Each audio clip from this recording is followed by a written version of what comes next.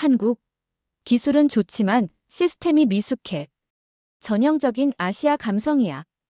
영국 국방부 부국장 이언 맥켄지가 나토 회의에서 한국을 평가하며 내뱉은 말이었습니다.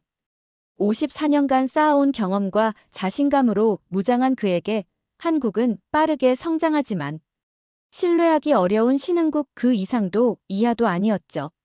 하지만 불과 몇 주 후 그는 자신의 모든 판단이 틀렸다는 충격적인 깨달음을 마주하게 됩니다. 자신이 아시아적 감성이라고 폄하했던 한국의 모든 행동이 사실은 치밀한 전략이었다는 것을 대한민국이 세계에 보여준 건 단순한 무기 수출이 아니었어요. 신뢰의 혁명이었습니다. 그 전에 잠깐 1초 만에 누를 수 있는 좋아요 버튼을 꾹 눌러주시면 영상 제작에 아주 큰 힘이 됩니다. 그럼 바로 시작하겠습니다. 저는 런던의 한 컨퍼런스룸에서 영국 국방부 산하국제방산통제국 부국장으로서 나토와 유럽 주요국 대표들이 모인 방산전략 세미나에 참석했습니다. 제가 54년을 살면서 겪어온 수많은 회의 중에서도 이날만큼은 특별했죠. 아시아 기술 유출 사건들을 직접 담당해온 저에겐 이런 자리가 새로울 게 없었지만 이날은 달랐습니다. 발표자가 스크린을 가리키며 한국의 방산 수출 현황을 소개했습니다. K2 흑표 전차, K9 자주포, FA50 경공격기의 폴란드 수출 성공 사례가 눈앞에 펼쳐졌죠. 4조 원에 달하는 거대한 계약이었습니다. 저는 속으로 코웃음을 쳤어요. 또 시작이군. 저에게는 확고한 신념이 있었습니다. 신뢰는 유럽이 만든다는 것이죠. 저희가 수백 년간 쌓아온 체계와 경험, 그리고 무엇보다 검증된 시스템이 있었거든요. 아시아 국가들의 빠른 기술 발전은 인정하지만 그들에겐 우리만의 세련된 통제력이 부족하다고 생각했습니다. 저는 손을 들고 발언했습니다. 한국의 기술력은 인정하지만 시스템은 여전히 아시아적 감성에 의존하고 있으며 신뢰도 문제를 간과해서는 안 됩니다. 회의실에 정적이 흘렀습니다. 제 경험상 아시아 국가들과의 협력에서 가장 큰 문제는 예측 불가능성이었습니다. 감정적 대응이 너무 많았죠. 과거 독일의 한 방산업체와 인도네시아 간의 기술 이전 협력에서 관련 도면이 제3국으로 유출된 사건을 직접 처리했던 기억이 생생했습니다. 그때도 빠른 성장, 느슨한 관리라는 패턴이 반복됐었거든요. 저는 확신에 찬 목소리로 제 의견을 피력했습니다. 한국도 마찬가지일 것이며 기술은 뛰어나지만 제도 설계가 약하다고 봤어요. 특히 위기 상황에서의 대응 방식을 보면 감정이 앞서는 경우가 많다고 분석했습니다. 동료들이 고개를 끄덕이는 모습이 보였습니다. 저희는 모두 비슷한 경험을 공유하고 있었죠. 아시아의 급속한 성장은 인정하지만 그들만의 체계적 한계는 분명히 존재한다고 생각했어요. 저는 자료를 넘기며 추가로 설명했습니다. 폴란드와의 계약이 성공적으로 보이지만 진짜 테스트는 위기가 닥쳤을 때라고 봤어요. 기술 유출이나 분쟁 상황에서 어떻게 대응하느냐가 진정한 파트너의 자격을 보여주는 거라고 강조했습니다. 제가 나토 전략무기 기술 제어위원회 자문위원으로 활동하며 쌓은 경험으로는 신뢰할 만한 파트너의 조건이 명확했습니다. 예측 가능성, 시스템적 대응, 그리고 무엇보다 유럽식 외교적 성숙함이었거든요. 한국은 분명 기술력은 뛰어나지만 파트너로서는 아직 미숙하다고 판단했습니다. 회의가 끝나고 복도에서 프랑스 대표와 마주쳤습니다. 그는 한국에 대한 제 평가가 흥미롭다고 말했어요. 저는 어깨를 으쓱하며 경험상 그렇다고 답했습니다. 빠르게 성장하는 국가들의 공통점이라고 덧붙였죠. 기술은 앞서가지만 시스템은 뒤따라오지 못한다고요. 저는 그날 밤 호텔에서 보고서를 작성하며 한국에 대한 제 분석을 정리했습니다. 한국은 기술력은 인정하되 전략적 신뢰도 측면에서는 유럽 수준에 미치지 못함. 특히 위기 대응에서 감정적 판단이 앞설 가능성이 높음. 이것이 제가 내린 결론이었습니다. 다음 날 아침, 저는 동료들과 함께 아침 식사를 하며 어제 회의 내용을 정리했습니다. 한국의 폴란드 수출이 화제지만 정말 중요한 건 이 관계가 얼마나 지속될 수 있느냐라고 봤어요. 첫 번째 위기가 터졌을 때를 지켜봐야 한다고 생각했습니다. 제 예상으론 멀지 않아 한국이 전형적인 신흥국 패턴을 보여줄 것이라고 생각했습니다. 기술 관리 실패든 과도한 감정적 대응이든 말이죠. 그때가 되면 폴란드도 유럽의 전통적 파트너들로 돌아올 거라고 확신했어요. 결국 신뢰는 시간이 증명하는 법이니까요. 저는 가방을 챙기며 생각했습니다. 한국이 진정한 유럽의 파트너가 되려면 아직 갈 길이 멀어. 그때의 저는 몇 주 후에 벌어질 일들을 전혀 예상하지 못했습니다. 저는 월요일 아침 사무실에 도착해서 유럽 방산 전문지를 훑어보다가 눈이 번쩍 뜨였습니다. K2 전차 부품 일부가 독일 방산업체 회의에서 활용됐다는 기사였죠. 저는 즉시 컴퓨터를 켜고 관련 기사들을 더 찾아봤습니다. 역시 그렇게 됐군. 저는 속으로 중얼거렸어요. 제가 런던 세미나에서 예측했던 일이 벌어진 겁니다. 한국이 첫 번째 위기를 맞았고 이제 그들이 어떻게 대응하는지 지켜볼 차례였죠. 제 동료 헨리가 사무실로 들어와서 한국 관련 소식을 확인했는지 물어봤습니다. 저는 고개를 끄덕이며 전형적인 신흥국 기술 관리 실패라고 평가했어요. 예상했던 일이라고 덧붙였죠. 저는 즉시 분석팀에 지시를 내렸습니다. 한국의 K2 전차 폴란드 수출 관련 기술 유출 의혹을 면밀히 검토하라고 했어요. 과거 아시아 국가들의 유사 사례와 비교 분석도 함께 요청했습니다. 오후 들어 분석 보고서가 올라왔습니다. 저는 보고서를 읽으며 제 판단이 옳았음을 확신했어요. 한국은 감정적이고 제도 설계가 약하다는 결론이 명확히 드러났거든요. 저는 동료들을 회의실로 불러 모았습니다. 불과 몇 주 전만 해도 성공적인 수출 사례로 회자됐던 한국이 벌써 기술 관리 실패로 구설에 오르고 있다고 지적했어요. 이게 바로 제가 말씀드렸던 아시아적 한계라고 강조했습니다. 빠른 성장에 비해 시스템적 통제력이 부족한 것이 문제였습니다. 특히 다국적 협력 프로젝트에서는 더욱 취약했죠. 제 경험상 이런 패턴은 뻔했습니다. 기술력에 자신감을 얻은 신흥국들이 성급하게 수출을 추진하다가 관리 체계의 허점을 드러내는 거였어요. 프랑스 출신 동료 마르크가 폴란드의 반응에 대해 물어봤습니다. 저는 자신 있게 답했어요. 이제 폴란드도 한국과의 관계를 재고하게 될 것이며 신뢰가 한번 깨지면 회복하기 어렵다고 분석했습니다. 저는 내부 분석 보고서를 작성하며 제 의견을 명확히 했습니다. 한국은 감정적 대응 패턴을 보일 가능성이 높음. 과도한 해명이나 성급한 방어적 조치로 오히려 상황을 악화시킬 우려가 있음. 폴란드와의 2차 계약은 무산될 가능성이 높다고 판단됨. 그 주 금요일, 저는 나토 본부에서 열린 기술 통제 관련 회의에 참석했습니다. 여러 국가 대표들이 모인 자리에서 한국 사안이 자연스럽게 화제에 올랐어요. 독일 대표가 한국의 기술 관리 체계에 대한 재검토 필요성을 제기했습니다. 저는 이때다 싶어 발언했죠. 바로 그 점을 우려했으며 아시아 국가들의 공통적인 약점이라고 지적했습니다. 저는 회의 참석자들을 바라보며 한국의 한계를 설명했어요. 기술력은 인정하지만 제도적 성숙도가 부족하며 특히 다자간 협력에서는 더욱 그렇다고 평가했습니다. 이번 사건이 그걸 증명하는 사례라고 봤어요. 회의 후 복도에서 벨기에 대표와 대화를 나눴습니다. 그는 한국에 대한 제 평가가 맞는 것 같다고 동의했어요. 저는 쓴웃음을 지으며 안타깝지만 예상했던 일이라고 답했습니다. 신뢰는 하루아침에 만들어지는 게 아니라고 덧붙였죠. 저녁에 집으로 돌아가는 길에 저는 생각했습니다. 한국이 진정으로 유럽의 파트너가 되려면 이런 시행착오를 겪어야 하는 거겠지.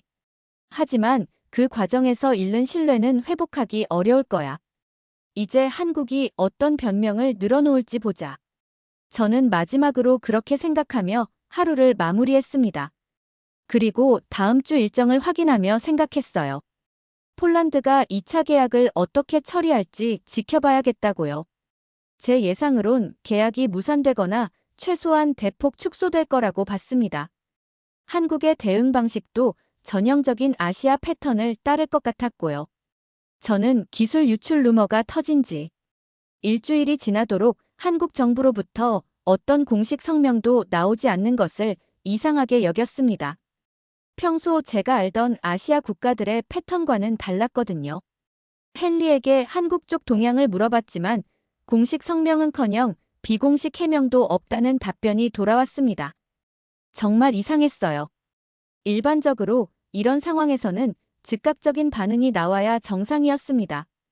강력한 항의든 수출 중단 조치든 최소한 해명 성명이라도 나와야 했죠.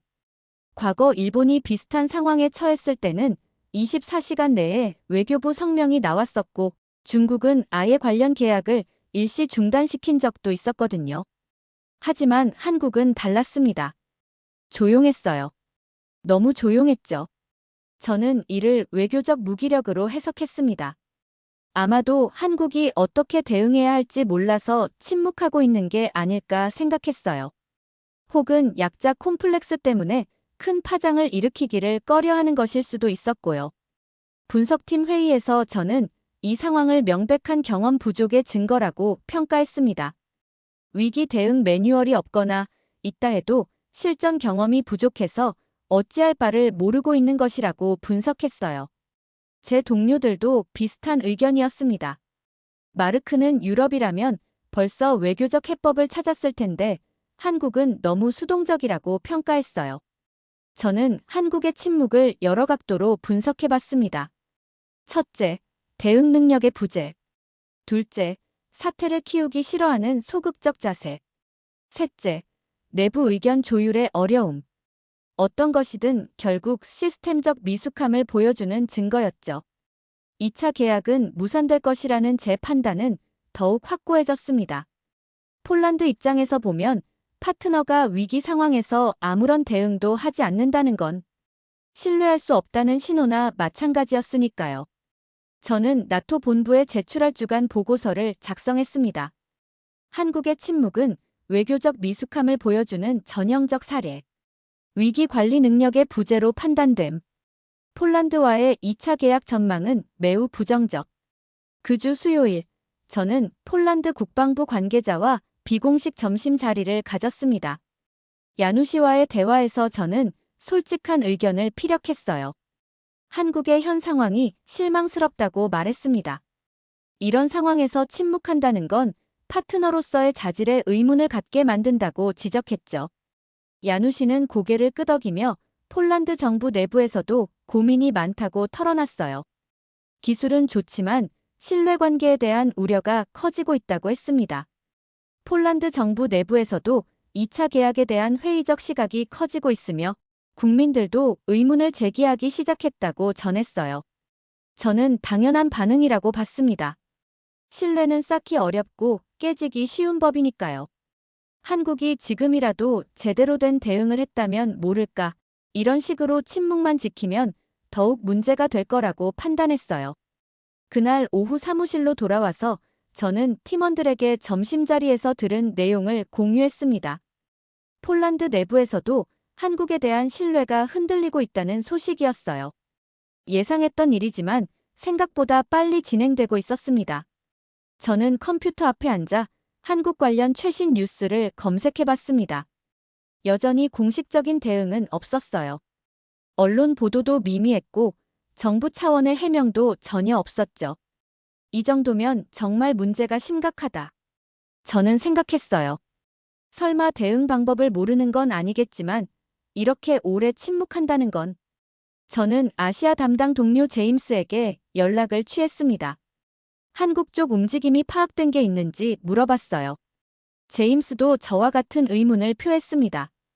보통은 벌써 해명 자료라도 배포했을 텐데 한국은 정말 조용하다고 했어요. 내부적으로 뭔가 문제가 있는 건 아닐까 하는 추측을 내놨습니다. 저는 어쨌든 이건 신뢰에 치명적이라고 봤습니다. 폴란드도 이미 의심하기 시작했고 다른 유럽 국가들도 마찬가지일 거라고 예상했어요. 그날 밤 저는 침대에 누워 생각했습니다. 한국의 침묵이 계속될수록 2차 계약 무산 가능성은 높아질 거라고요. 그리고 이건 단순히 폴란드와의 문제가 아니라 한국이 유럽 방산 시장에서 신뢰를 잃는 더 큰 문제로 번질 수 있었어요. 한국이 정말로 유럽의 파트너가 되고 싶다면 지금이라도 제대로 된 대응을 해야 할 텐데. 저는 그렇게 생각하며 잠이 들었습니다. 하지만 제 예상으론 그럴 가능성은 낮아 보였어요. 저는 그날 아침 평소처럼 사무실에서 유럽 방산 뉴스를 확인하다가 깜짝 놀랐습니다. 폴란드, K2 전차 2차 계약 전격 발표라는 헤드라인이 눈에 들어왔거든요. 저는 잠시 눈을 비비고 다시 봤어요. 분명히 그렇게 적혀 있었습니다. 이게 뭐지? 저는 속으로 중얼거리며 기사를 자세히 읽어봤습니다. 9조 원 규모의 2차 계약이 발표됐다는 내용이었어요. 하지만 더 놀라운 건 계약 조건이었습니다. 블록체인 기반 기술 추적 시스템, 이중 검증 체계, 공동 감시 위원회 설립. 저는 눈을 의심했어요. 이런 수준의 기술 관리 시스템은 유럽에서도 최근에야 도입하기 시작한 최첨단 방식이었거든요. 헨리가 달려와서 제 컴퓨터 화면을 들여다봤습니다. 분명히 한국 쪽에서 아무 대응도 없었는데 이상하다는 반응이었어요. 저도 같은 생각이었습니다. 저는 계속 기사를 읽어 내려갔습니다. 그런데 더욱 충격적인 내용이 나왔어요. 나토 내부 보고서에 한국의 사전 기획이 있었던 것으로 보임이라는 분석이 언급되어 있었거든요. 사전 기획. 저는 무릎을 쳤습니다. 그럼 한국이 침묵한 건 무능력 때문이 아니라 계획적이었다는 말인가?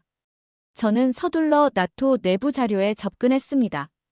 제가 자문위원으로 활동하며 얻은 권한으로 관련 문서들을 검토해봤어요. 그리고 거기서 놀라운 사실을 발견했습니다. 한국이 1차 계약을 체결할 당시부터 기술 유출 가능성을 고려해 이런 상황을 대비한 시스템을 설계했다는 정보가 있었습니다. 저는 의자에 털썩 주저앉았어요.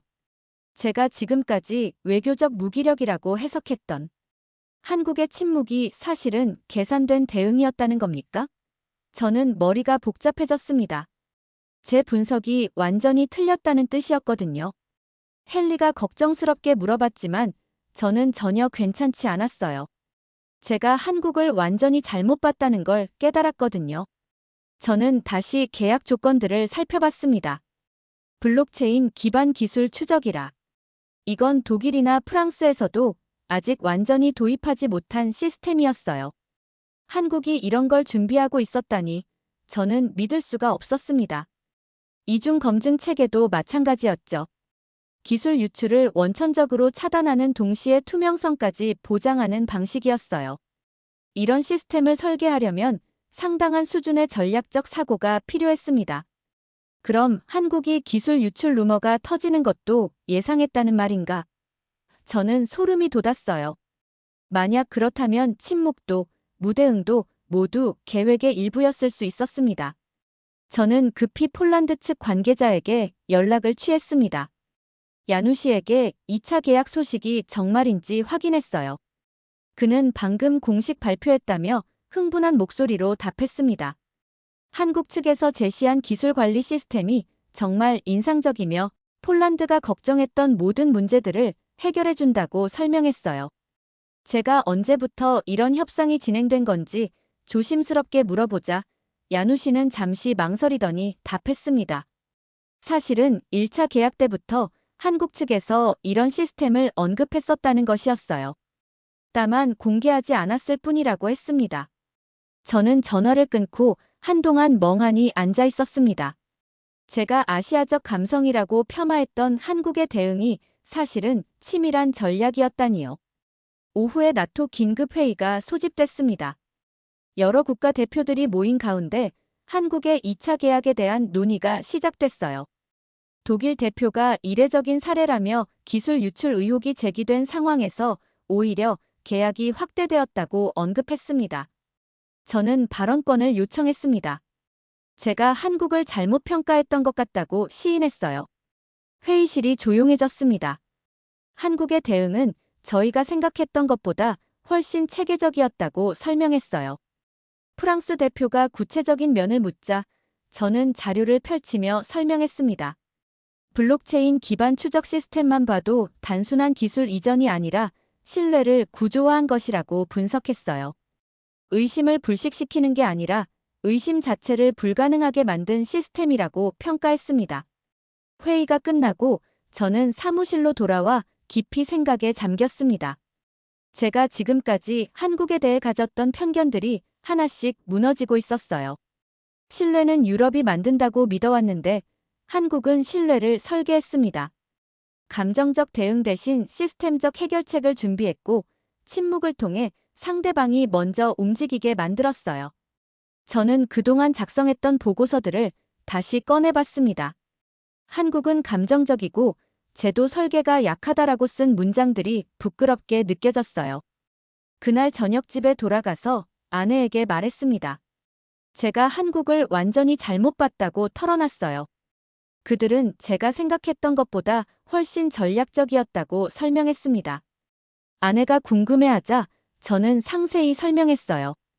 기술 유출 루머가 터졌을 때 침묵한 게 무능력 때문이 아니라 계획이었다는 것을요.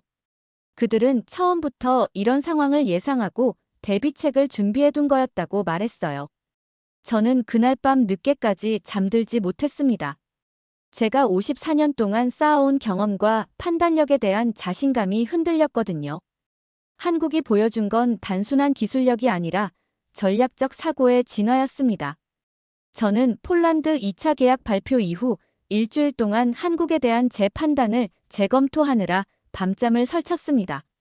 그러던 중 예상치 못한 기회가 찾아왔어요. 한국 방산청 내부 관계자와의 비공식 대면이었습니다. 모임은 런던의 한 조용한 카페에서 이뤄졌습니다. 상대방은 김 부장이라는 분이었는데 나토 회의에서 몇 번 마주친 적이 있는 사람이었어요. 저는 내심 이번 기회에 한국의 진짜 속내를 알아보고 싶었습니다. 김 부장이 최근 저희 계약에 대해 많은 관심을 보이는 것 같다며 운을 뗐습니다. 저는 솔직하게 예상과 달라서 당황스럽다고 답했어요. 김 부장이 미소를 지으며 저희 대응 방식이 의외였을 거라고 말했습니다. 대부분의 서구 분석가들이 비슷한 반응을 보인다고 덧붙였어요.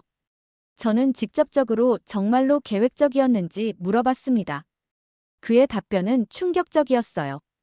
기술은 보여주되 신뢰는 시스템으로 관리한다는 원칙을 갖고 있다는 것이었습니다. 이런 사고방식은 제가 전혀 예상하지 못했던 거였거든요. 제가 시스템으로 관리한다는 의미를 더 자세히 묻자 김 부장이 설명했습니다. 신뢰라는 건 감정적 차원에서 쌓을 수도 있지만 구조적으로 설계할 수도 있다는 것이었어요. 한국은 후자를 택한 거라고 했습니다. 상대방이 의심할 여지 자체를 없애는 시스템을 만든 거라고요. 저는 무릎을 쳤습니다. 설계된 신뢰라는 개념이 머릿속에서 번쩍였어요. 이건 제가 지금까지 생각해 본 적 없는 접근 방식이었습니다. 1차 계약 당시부터 이미 이런 계획이 있었는지 묻자 김 부장이 단호하게 답했어요.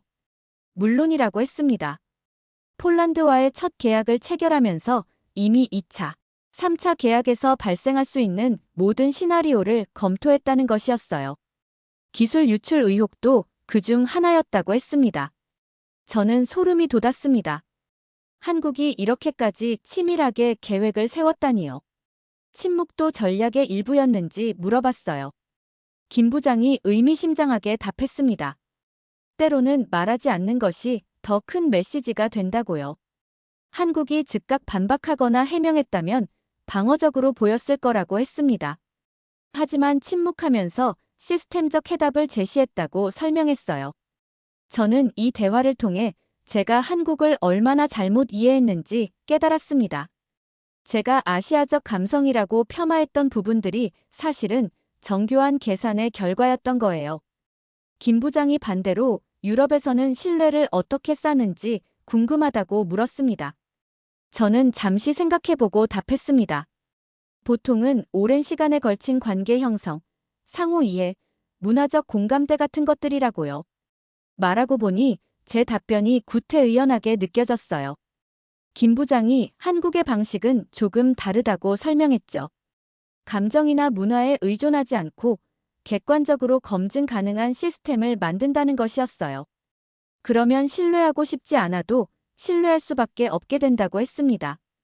이 말에 저는 완전히 넘어갔습니다.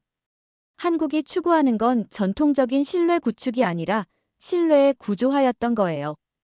이건 완전히 새로운 패러다임이었습니다. 블록체인 추적 시스템도 그런 맥락에서 나온 건지 물어보자 김 부장이 고개를 끄덕였어요. 기술 유출이 물리적으로 불가능한 시스템을 만든 거라고 했습니다. 의심하려고 해도 의심할 게 없어지는 구조라고 설명했어요. 카페를 나서며 저는 완전히 다른 사람이 된 기분이었습니다. 제가 54년간 쌓아온 국제관계에 대한 이해가 뿌리째 흔들렸거든요.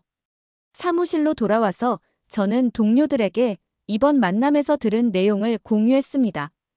한국의 접근 방식이 저희 생각과 완전히 다르다고 설명했어요.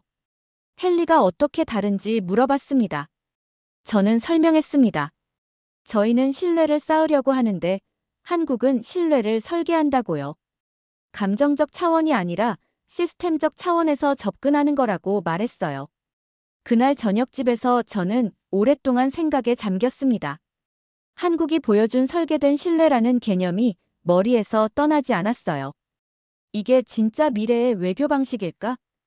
저는 자문해봤습니다. 전통적인 유럽식 외교는 관계와 감정에 의존하는 면이 컸는데 한국은 완전히 다른 길을 가고 있었어요. 저는 노트북을 켜고 새로운 분석 보고서를 작성하기 시작했습니다. 한국의 신뢰 구축 방식 감정에서 시스템으로의 패러다임 전환이라는 제목으로요. 아내가 옆에서 한국에 대한 생각이 완전히 바뀐 것 같다고 물었습니다. 저는 고개를 끄덕였어요. 제가 그들을 너무 얕잡아 봤다고 털어놨습니다. 그들은 저희보다 한 수 위의 게임을 하고 있었던 거라고 말했어요. 그날 밤 저는 처음으로 한국이 진정한 혁신을 이뤄낸 것 같다는 생각이 들었습니다. 기술적 혁신이 아니라 외교적, 전략적 혁신을 말이에요.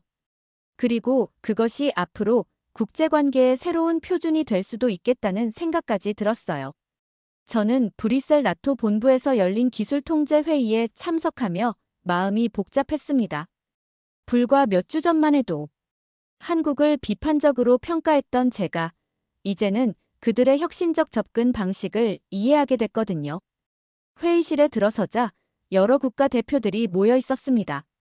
의제 중 하나가 한국식 기술 추적 시스템에 대한 검토였어요. 저는 의외였습니다. 나토에서 특정 국가의 시스템을 우수 사례로 다룬다는 건 상당히 이례적인 일이었거든요. 의장이 오늘 한국 모델에 대해 상세히 검토해보겠다며 회의를 시작했습니다. 스크린에 한국의 블록체인 기반 기술 추적 시스템이 나타났어요. 독일 대표가 먼저 솔직히 놀랐다고 발언했습니다. 이런 수준의 시스템 설계는 독일도 시도해보지 못했다고 인정했어요. 저는 손을 들고 말했습니다. 최근 한국 측 관계자와 대화를 나눴는데 그들의 접근 방식이 저희와 근본적으로 다르다고 설명했어요. 신뢰를 구축하는 게 아니라 설계한다고 표현하더라고 말했습니다. 프랑스 대표가 구체적인 의미를 묻자 저는 설명했어요. 감정적 신뢰가 아닌 시스템적 신뢰라고 할 수 있다고 봤습니다. 상대방이 믿고 싶지 않아도 믿을 수밖에 없게 만드는 구조를 만든 거라고 분석했어요. 회의실이 조용해졌습니다. 모든 참석자들이 이 개념을 소화하려고 노력하는 것 같았어요. 벨기에 대표가 한국의 대응 패턴도 흥미롭다고 말했어요. 기술 유출 의혹이 제기됐을 때 감정적으로 반박하지 않고 시스템적 해결책을 제시했다고 평가했습니다. 나토 사무국에서 나온 분석관이 발표를 시작했습니다. 한국 사례를 분석한 결과 몇 가지 특징을 발견했다고 말했어요. 슬라이드가 넘어갔습니다. 첫째, 예방적 시스템 설계. 문제가 발생하기 전에 이미 해결책을 준비해 둔다는 것이었어요. 둘째, 감정적 대응 대신 시스템적 품격. 셋째, 투명성을 통한 신뢰 구축이라고 분석했습니다. 저는 시스템적 품격이라는 표현에 주목했습니다. 이건 정말 새로운 개념이었어요. 품격이라는 게 단순히 태도나 매너의 문제가 아니라 시스템 설계의 문제라니요. 네덜란드 대표가 이 접근 방식의 장점을 물어봤습니다. 분석관이 답했습니다. 문화적 차이나 언어 장벽을 뛰어넘을 수 있다는 점이라고 설명했어요. 시스템 자체가 객관적이기 때문에 누구나 동일하게 이해할 수 있다고 덧붙였습니다. 저는 고개를 끄덕였습니다. 바로 그 점이 한국 방식의 핵심이었어요. 유럽식 외교는 오랜 관계와 문화적 이해에 기반하는데 한국은 그런 것들을 뛰어넘는 보편적 시스템을 만든 거였습니다. 분석관이 폴란드 사례를 보면 더욱 흥미롭다고 계속했어요. 기술 유출 의혹 이후 오히려 신뢰가 강화됐다는 점이 특별하다고 분석했습니다. 이탈리아 대표가 보통은 반대 현상이 나타날 텐데 의문을 제기했습니다. 저는 발언했어요. 바로 그 점이 한국식 접근의 핵심이라고 설명했습니다. 의혹을 해소하는 게 아니라 의혹 자체를 원천 차단하는 시스템을 만든 거라고 분석했어요. 그래서 오히려 신뢰가 강화된 거라고 평가했습니다. 회의 중간 휴식 시간에 여러 대표들이 저에게 다가와 한국에 대해 더 자세히 물어봤습니다. 스웨덴 대표가 한국에 대한 제 평가가 많이 바뀐 것 같다고 말했어요. 저는 솔직히 처음엔 잘못 봤다고 인정했어요. 그들의 침묵을 무능력으로 해석했는데 사실은 전략적 선택이었다고 설명했습니다. 오후 세션에서는 한국 모델의 적용 가능성에 대한 논의가 이어졌습니다. 덴마크 대표가 다른 국가들도 이런 방식을 도입할 수 있을지 물어봤어요. 저는 신중하게 답했습니다. 기술적으로는 가능하겠지만 문제는 사고방식의 전환이라고 봤어요. 전통적인 신뢰 구축에서 시스템적 신뢰로 패러다임을 바꿔야 한다고 설명했습니다. 회의 마지막에 의장이 결론을 정리했습니다. 한국의 접근 방식이 나토 표준 절차에 참고할 만한 가치가 있다고 판단되며 향후 유사 사례 연구를 위해 워킹그룹을 구성하겠다고 발표했어요. 저는 놀랐습니다. 나토에서 한국의 방식을 공식적으로 연구 대상으로 삼는다니요. 이건 정말 큰 변화였어요. 그날 밤 저는 기존 분석 자료들을 전면 수정하기 시작했습니다. 한국식 제어의 전략적 가치라는 새로운 관점에서 모든 것을 재평가해야 했거든요. 저는 창밖을 바라보며 생각했습니다. 한국이 보여준 건 단순한 기술 혁신이 아니라 외교와 전략의 새로운 패러다임이었어요. 그리고 그것이 이제 나토의 공식 연구 주제가 됐다는 사실이 모든 걸 말해주고 있었습니다. 신뢰는 유럽이 만든다고 믿었던 제 고정관념이 완전히 무너진 하루였습니다. 믿고 싶지 않아도 믿을 수밖에 없게 만드는 구조를 만든 거죠. 저는 바르샤바에서 온 소식을 전해받고 정말 놀랐습니다. 폴란드가 기존 기술 유출 루머에 대해 별다른 해명도 요구하지 않은 채 2차 계약을 진행했다는 내용이었거든요. 더 놀라운 건 폴란드 국방부가 한국을 진정한 파트너라고 공식 선언했다는 것이었습니다. 저는 급히 폴란드 측 관계자와 연락을 취했습니다. 야뉴 씨에게 이게 정말인지 확인했어요. 그의 목소리에는 확신이 가득했습니다. 한국이 제시한 시스템을 보고 나니 그런 의혹 자체가 무의미해졌다고 설명했어요. 야뉴 씨가 블록체인 추적 시스템을 예로 들어 설명했습니다. 모든 기술과 부품의 이동이 실시간으로 추적되고 기록된다는 것이었어요. 유출이 물리적으로 불가능한 구조라고 했습니다. 저는 깨달았습니다. 폴란드가 한국의 시스템에 완전히 신뢰를 보내고 있다는 걸요. 이는 단순한 계약 관계를 넘어선 것이었습니다. 처음부터 의혹 자체가 잘못된 거였는지 묻자 야뉴 씨가 말을 멈췄다가 계속했어요. 그것보다는 한국이 그런 의혹이 제기될 수 있다는 걸 이미 알고 있었고 그에 대한 완벽한 대비책을 준비해둔 거라고 분석했습니다. 저는 소름이 돋았습니다. 한국의 전략적 사고가 이렇게까지 치밀했다니요. 다음 날 오후 저는 벨기에 동료로부터 흥미로운 소식을 들었습니다. 폴란드가 다른 유럽 국가들에게도 한국과의 협력을 권유하고 있다는 내용이었어요. 저는 놀랐습니다. 정말인지 물어봤어요. 체코와 루마니아에서 관심을 보이고 있으며 폴란드의 추천 때문인 것 같다는 답변이 돌아왔습니다. 저는 이 소식을 듣고 다시 한번 놀랐습니다. 폴란드가 한국을 단순한 무기 공급업체가 아니라 신뢰할 만한 파트너로 인식하고 있다는 증거였거든요. 그 주 금요일, 저는 런던에서 열린 유럽 방산 세미나에 참석했습니다. 그곳에서 폴란드 대표의 발표를 직접 들을 수 있었어요. 폴란드 대표가 한국과의 협력이 새로운 가능성을 보여줬다고 말했습니다. 기술 이전이 아닌 기술 공유, 일방적 구매가 아닌 상호 협력이 가능하다는 걸 깨달았다고 설명했어요. 저는 이 발표를 들으며 한국이 얼마나 치밀하게 관계를 설계했는지 새삼 놀랐습니다.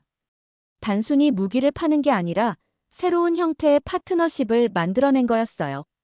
발표 후 폴란드 대표와 개별적으로 대화할 기회가 있었습니다. 저는 한국에 대한 평가가 정말 달라진 것 같다고 말했어요. 그가 솔직하게 답했습니다. 처음엔 의구심이 있었지만 한국이 보여준 시스템을 보고 나서는 완전히 생각이 바뀌었다고 털어놨어요. 구체적인 점을 물어보자 투명성이라고 강조했습니다. 모든 과정이 추적 가능하고 검증 가능해서 의심할 여지가 없어지니까 신뢰가 자연스럽게 생긴다고 설명했어요. 그날 저녁 호텔에서 저는 오늘 들은 내용을 정리하며 깊이 생각해봤습니다. 한국이 폴란드와 맺은 관계는 기존의 국제방산협력과는 완전히 다른 차원이었어요. 저는 노트북을 열고 새로운 분석 보고서를 작성하기 시작했습니다. 한국-폴란드 협력 모델 신뢰 기반 전략적 파트너십의 새로운 패러다임이라는 제목으로요. 보고서를 쓰면서 저는 깨달았습니다. 제가 처음에 한국을 비판했던 모든 요소들, 마이너스 예측 불가능성, 감정적 대응, 시스템의 미숙함 마이너스 이 모든 게 완전히 틀린 분석이었다는 걸요. 한국은 예측 불가능한 게 아니라 전략적으로 예측을 거부했고 감정적이 아니라 시스템적으로 접근했으며 미숙한 게 아니라 혁신적이었습니다. 제가 마지막으로 쓴 문장은 이랬습니다. 폴란드가 한국을 진정한 파트너로 인정한 것은 단순한 계약 성공을 넘어 국제관계에서 신뢰를 구축하는 새로운 방법론의 승리를 의미한다. 그날 밤 저는 처음으로 한국이 유럽보다 앞서가고 있을 수도 있다는 생각을 했습니다. 적어도 신뢰를 구축하고 관리하는 방식에서는 말이에요. 저는 월요일 아침 사무실에 도착해서 깜짝 놀랄 만한 뉴스를 접했습니다. 폴란드 국방부가 K3 프로젝트라고 불리는 한-폴 공동 무기 개발 체계 논의를 공식 발표한 것이었어요. 이건 단순한 수출입을 넘어선 완전히 새로운 차원의 협력이었습니다. 저는 기사를 자세히 읽어봤습니다. 기술 이전이 아닌 공동 설계, 일방적 구매가 아닌 공동 소유 체계라는 표현이 눈에 띄었어요. 이는 제가 지금까지 봐온 국제방산 협력과는 완전히 다른 모델이었습니다. 이제 정말 게임이 바뀌는구나. 저는 속으로 중얼거렸어요. 그날 오후 저는 런던 대학에서 열리는 국제안보 세미나에서 강의를 할 예정이었습니다. 원래 준비했던 강의는 유럽 중심의 방산 협력 체계였는데 한국 소식을 듣고 나서는 완전히 내용을 바꿔야겠다는 생각이 들었어요. 강의실에 들어서서 저는 슬라이드 제목을 바꿨습니다. 신뢰는 설계될 수 있다. 한국이 보여준 전략적 제어력. 학생들과 동료 교수들이 모인 가운데 저는 강의를 시작했습니다. 오늘은 국제관계에서 일어나고 있는 패러다임의 변화에 대해 말씀드리겠다고 운을 뗐어요. 불과 몇 달 전까지만 해도 저는 한국을 기술은 뛰어나지만 시스템이 미숙한 국가로 평가했다고 솔직하게 시작했어요. 하지만 제가 완전히 틀렸다고 인정했습니다. 청중들이 관심을 보이기 시작했습니다. 저는 한국의 폴란드 수출 사례를 자세히 설명했어요. 기술 유출 의혹에서 시작해서 2차 계약, 그리고 이제 공동 개발 체계까지 이어지는 과정을 말이죠. 한국이 보여준 건 단순한 무기 수출이 아니라고 강조했어요. 신뢰를 구축하는 완전히 새로운 방법론이라고 설명했습니다. 한 학생이 손을 들어 기존의 유럽식 외교는 어떻게 되는 건지 물어봤습니다. 저는 잠시 생각해보고 답했습니다.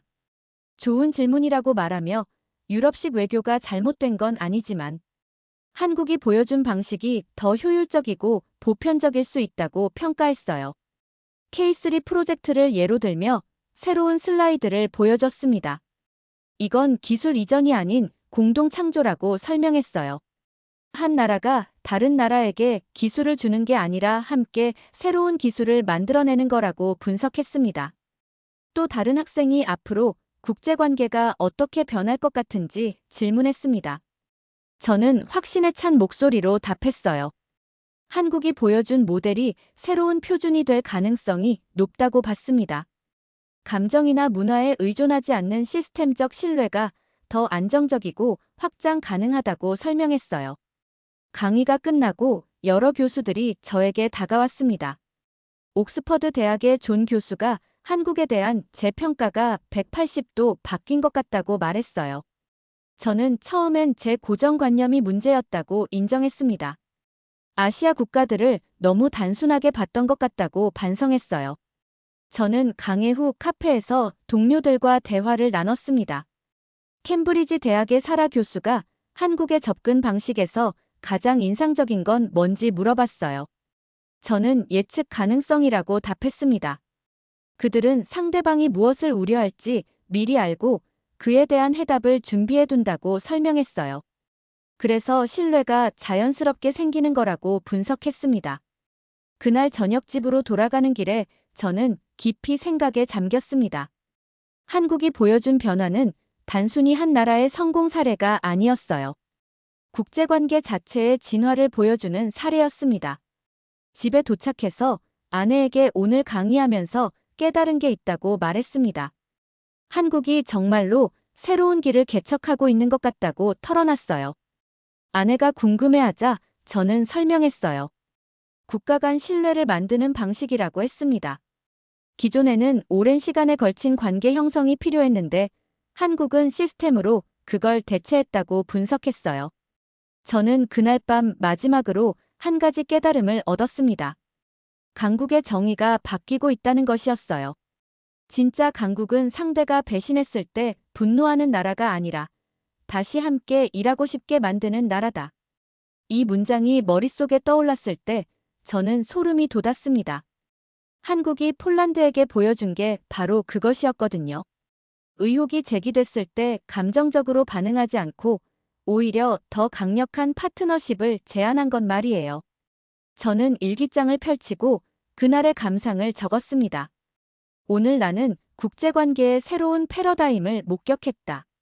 한국이 보여준 것은 단순한 기술 수출이 아니라 신뢰의 혁명이었다. 그리고 그 혁명이 유럽에서 시작되지 않았다는 사실이 겸손함을 가르쳐준다. 마지막으로 저는 이렇게 썼습니다.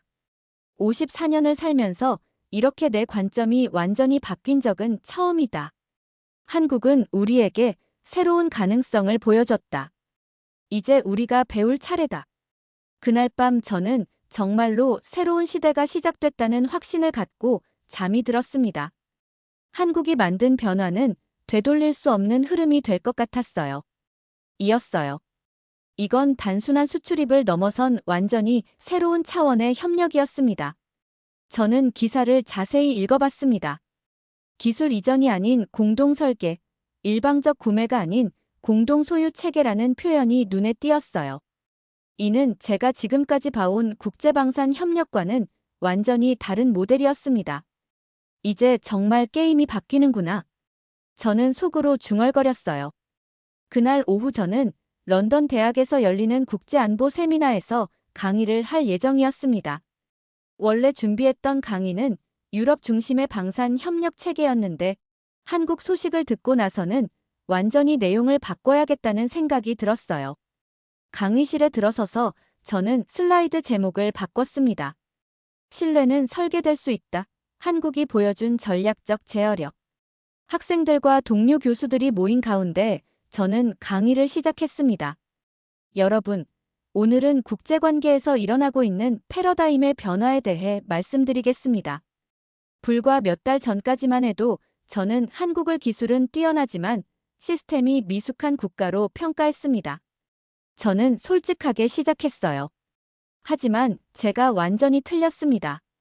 청중들이 관심을 보이기 시작했습니다.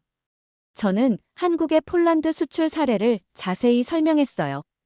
기술 유출 의혹에서 시작해서 2차 계약, 그리고 이제 공동 개발 체계까지 이어지는 과정을 말이죠. 한국이 보여준 건 단순한 무기 수출이 아닙니다. 신뢰를 구축하는 완전히 새로운 방법론입니다.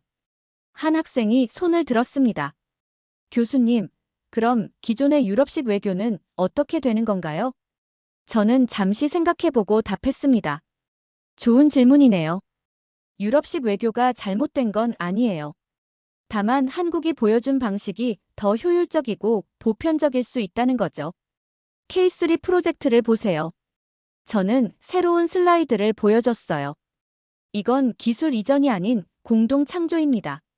한 나라가 다른 나라에게 기술을 주는 게 아니라 함께 새로운 기술을 만들어내는 거예요. 또 다른 학생이 질문했습니다.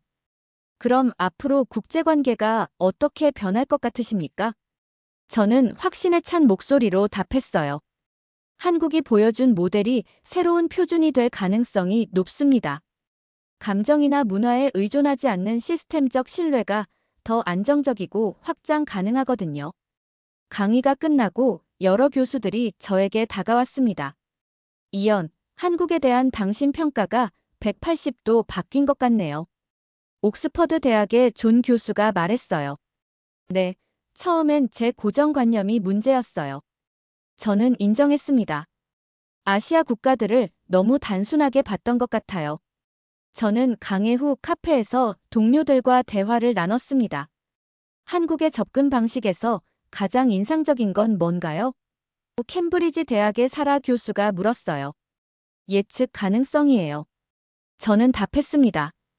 그들은 상대방이 무엇을 우려할지 미리 알고 그에 대한 해답을 준비해둬요.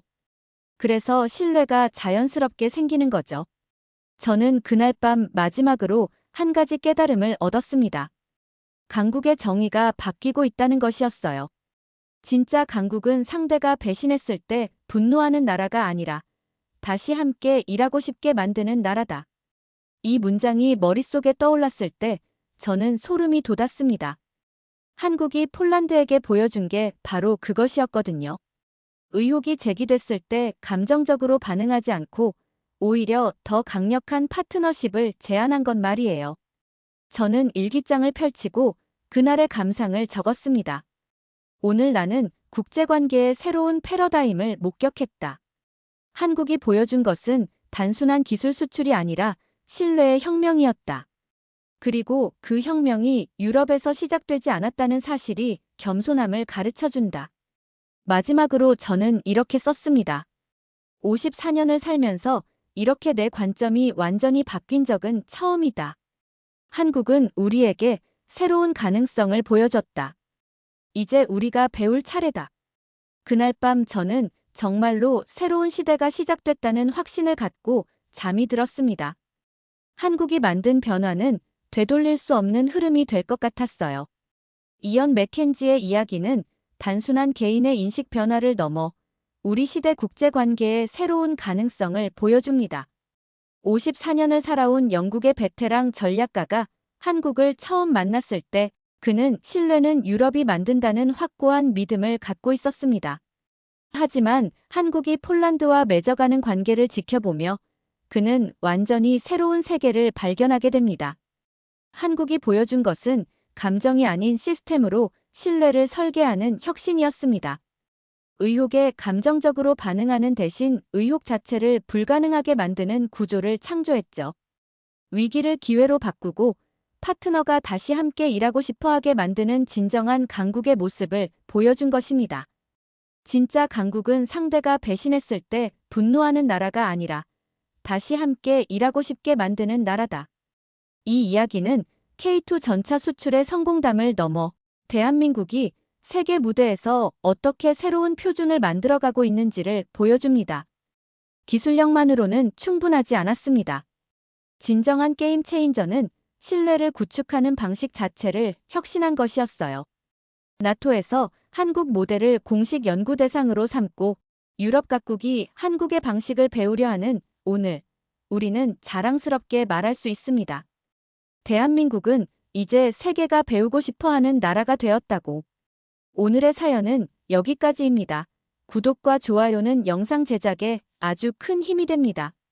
지금까지 감동북이었습니다.